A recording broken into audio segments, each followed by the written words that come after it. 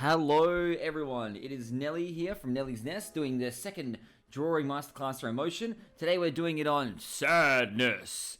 Yeah, I mean, it's kind of weird to do a video on like emotion and how to portray it. I mean, like, you've got emotions. Like, it's kind of like that. I saw like a movie title. It was like Boy in the Striped Pajamas. It seems like a weird title for a movie because it seems like pretty self-explanatory. I mean, he's in pajamas. Like, to be fair, I've never really seen the movie. I'll hold up. I'm gonna look it up. I'll look it up quickly, and then we'll come back to it.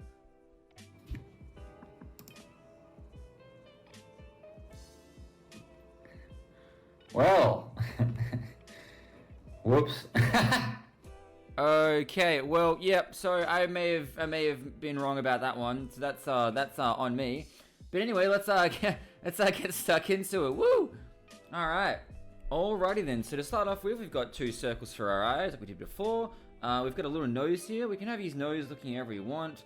You can have it, normal or big or bulbous or really big. And it's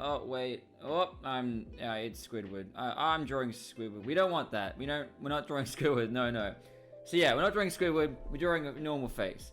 So for his mouth today, I'm doing like a nice little straight line. In a lot of sadness, it's very common for people to associate it coming from a frown. More often than not, the majority of sadness comes from, "You're not getting out of my room, Mom!" But no, it comes from the eyes, facial lines, and expression. How many people actually walk around fully frowning? Obviously, a smile would throw off the sadness, but we can't look past how important the eyes are. Whoa. Look past. Pun alert. To show you that at the start, the most important thing with the emotion is just going to be the eyes. So we're keeping his mouth straight and minimal, so it's just going to be focused on the eyes. Now, to create a sadness look in the eyes, the best way to do it with the eyelids is just to put them on like a curve. You see that curve down that I've got there? It's really simplistic, it's really easy, it's very, very common, and it just oozes sadness. So you can see that even without his mouth being, in poor shape, he looks fucking exhausted. Look at that guy. Like, he's working a 40-hour week, his wife's a bitch, his dog just got eaten, his brother's dead. That guy had a horrible life. I wouldn't want to be him. I'm sorry to say this, sir, but your wife's a bitch, your dog's been eaten, and your brother's dead. Really? That's how you're gonna respond? That's underwhelming considering the severity. Okay, that's fine. And that's just from us having little curves on his eyelashes. See, if you got rid of those, boom. Well, I wouldn't say he looks normal. He looks pretty coked out, but he looks normal enough. The curves add a lot of emotion, even though no other part of his face is really showing any kind of emotion. We can put the curves even lower, and then the lower we have them, the more kind of exhausted, somber he looks. Sorry for burping there. He just looks really, really tired. He looks like he's like, please, leave my house. The party's over. Why do you guys want to keep staying here? And now he just looks terrible. God, see, so the lower you have it, the sadder he looks. Kind of sounds just like the stock market, huh? That's a bit of man humor. Yeah. But anyway, let's move on from the eyes a little bit. So let's move on to the eyebrows. The eyebrows are pretty simple. You can do normal eyebrows, it's kind of flat ones, just casually curving up. We can do eyebrows that kind of point down like the eyes do, like we had before, curve down. And then you can put little lines between them and all that kind of stuff to imply the eyebrow line and all that sort of jazz. For this, mainly for the eyebrows, we'll just be using curved down ones because, frankly, it does look the best and it's the easiest way to convey sadness. The further you have them down, again with the curve, the more sad they're going to look. Because we're taking all the pressure off the eye itself to have all the emotion, we can actually get rid of that natural sadness curve that we were using before, and we can just put the eye mostly in any position, and it will still look sad. And this is because right now, the eyebrow is dictating the emotion. It's not, it's not the actual eye itself doing it anymore. It's the eyebrow is also doing it as well. So now we can put the eyes up and looking up, and he's looking away into the distance.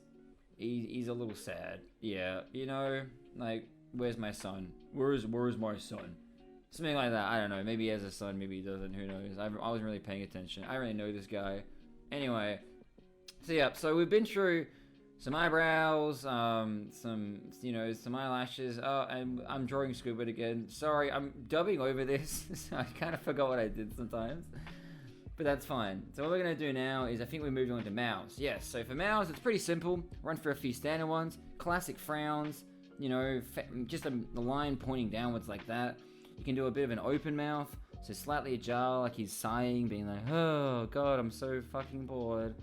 You can do like a big open mouth to imply that he's sort of yelling or in more pain or screaming in agony. But with this kind of stuff, we'd need to match his expression more. Those eyes don't really match someone whose mouth is that open. So we get rid of that, get rid of that whole shit show, and we're gonna add in some closed eyes. When you have your eyes closed, especially when you're in pain, there's a lot of wrinkles that actually come around your eyes, which you can't see because, well, your eyes are closed. But they are there. If you watch someone else close their eyes, there's a lot of wrinkles that appear around where their eyelids meet. And the more you have, the more kind of in pain he's going to look. He's going to look like he's really, really struggling, it sounds kind of sadistic to say I want that, but that's what we want. We want him to look like he's struggling. What we're going to do as well is, I think at this point, is when I added in some tears into his eyes, I'm pretty sure. I think that was when I did it. Yeah, there you go. Yeah, so I'm going to add in some tears as well here. The tears will just give it that slightly more realistic feel to it, to be honest. Yeah, so as you can see there, just with those tears added, man oh man, does that guy look fucking sad. Look at him. Just, God, get over it. Like, oh, what are you whinging about? You're fictional. Oh, what, you're not like, your pixel density's too low? Fucking boo-hoo, Tony. Yeah, but anyway, moving on. So, another thing to portray with it when it comes to sadness or with emotion is lines. The way to know where the lines go without having to understand all the anatomy stuff is that you just follow the curvature of the mouth and of the eyes and whatnot. So, just following the same curve of that mouth, I can just put lines around it of the same angle. And it suits it, it makes it look nice, it makes it look solid. You can do the same thing with the eyes to put wrinkles around it. The nose is a bit of an exception, but we'll get to that in a different video. Right now we just focus on putting lines around the eyes of the mouth. And then as you can see, yeah, look at that. He looks like he should be on the pension or on old people benefits, or I don't know, shitting his pants and forgetting his name. Whatever old people do. I don't know. If you know an old person, ask him. I'm not very proficient when it comes to old people activities. I know they like porridge, I think. Well, they better start liking porridge, because I just said they did, and if they don't, then that would make me a liar, and I'm not going to sit there and be called a liar by someone who doesn't know their own name, okay? So, yeah. Like porridge. Anyway, so you can see here, I put in some extra lines around the teeth. I've kind of refined everything a little bit. So this is showing how we can get all the things that we've learned so far and how we're combining them together into one. We're combining the eyes with the eyebrows and the right mouth to create one solid composition, one solid example of emotion. Something that really stands out, something that looks, like he's in agony. We went from a blank, clean, fresh slate to something that looks devilish. So now that we've got some defined features like a mouth and some eyebrows, let's try and change his eyes a little bit. See, I can change his eyes almost completely. I don't need to follow the rules of his eyes that I said originally, which is that everything has to be on like a kind of curve going inwards to make it look sad, because now his eyebrows and his mouth and the tears that I'm going to put in here as well are just going to carry the sadness for me. And his eyes can still be like that when he's sad, Like, the sadness that we showed originally where his eyes were just kind of curved, that's a very basic level of sadness. When you're actually sad, there's a lot of stuff going on concurrently. That's probably just the quickest way to show it. So I'm making tears gush out like it's goddamn come at a funeral. Come at a funeral? Really? Well, we're doing one take. That's fine. I'll leave it in there. You see how I can change his eyebrows and he doesn't look sad anymore? His eyebrows are doing a big part of this now. And that's because his mouth is kind of extreme. So if you change one part of his emotion structure, it's going to make it all collapse. You need to be very careful when you're this far into a facial structure with what kind of mouths you choose, what direction you want to take with your art, the angles you pick and all that kind of stuff. Because with everything being so defined at the moment, one little mix-up can change the entire dynamic and emotion of a face.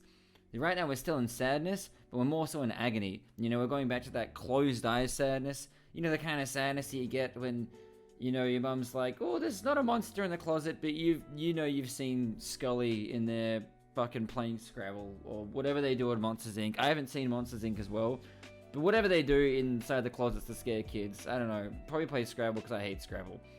But you can see that he's got his eyes closed, he's gritting his teeth, and he looks, you know, he looks sad as shit. Like, he looks like he's in a lot of pain. It's a different kind of sadness. It's still sadness at a base level, but it's more of a suffering kind of sadness.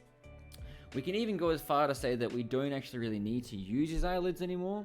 With a face this extreme, and an emotion this extreme, with his mouth like that, we could even subtract his eyelids. What I do to get it looking sad, and then to get it away from, you know, looking manic, I would sit there and I would put tears in it. See, I'm putting some tears in there, and then now he looks stressed sad. He looks frantic sad, like, you know, he's just walked in and his boss is banging his mum, but his mum's been dead for like 68 years or something crazy. You know, it's not good. It's not good. We could even go through and change his mouth. So I'm gonna kind of just run through different mouths just to show you that I can, you know, we can change his mouth, and it still kind of looks alright, but it doesn't look as good as the mouth that as like the gritting teeth mouth. For me, at least for me personally, all these mouths technically do work. It's just that when you've got this kind of intensity of emotion, you're gonna make sure that your mouth sort of matches that intensity. When he's got the veins in his eyes, you know, his pupils are tiny and dilated. He's got all the tears there. You'd probably want something more extreme.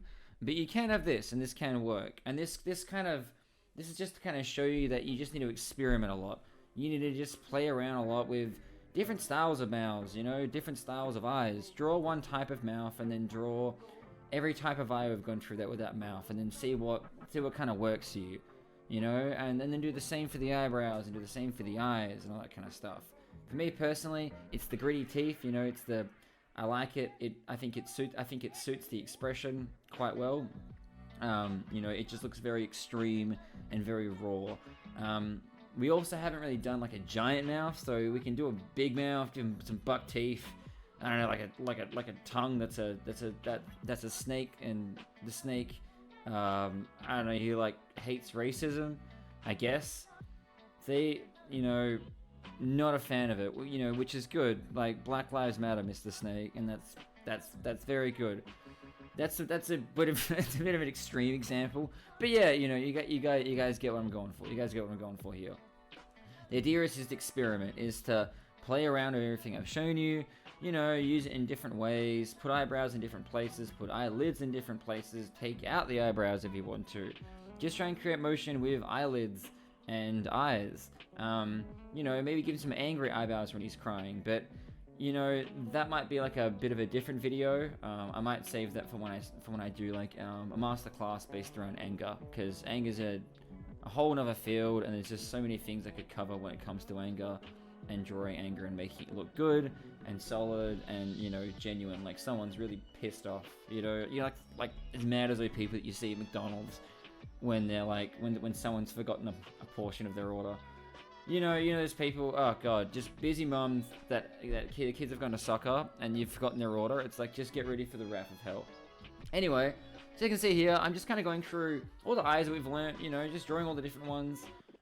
Just kind of revising what we did. So the closed eyes, the curved eyes, the really low eyes, you know, the slightly curved eyebrows, the really curved eyebrows, the tears in the eyes, the different mouths.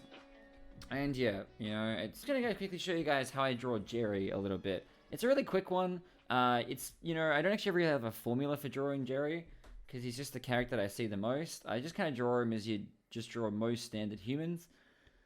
But yeah, I figured I'd just kind of show you guys how, like, I draw that cheeky bugger.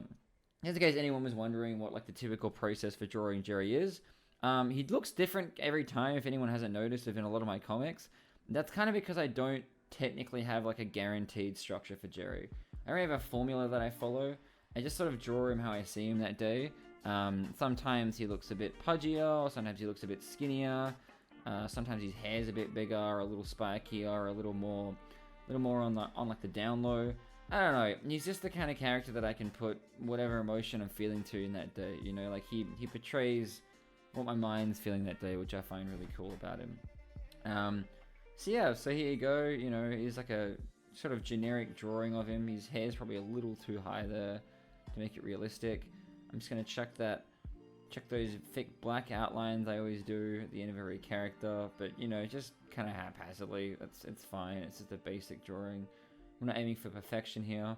His face is probably a little bit too fat, so I might just, you know, bring some of that in. Yeah, there we go. That's like it's a little bit more Gerry, personally. There you go, and cool. That's just a little. That's me just drawing a little Gerry. So I hope you like that. I hope you like the whole course. Yeah, leave a comment about what else you possibly might want, and cool, we'll go from there. Thanks for your time. Bye.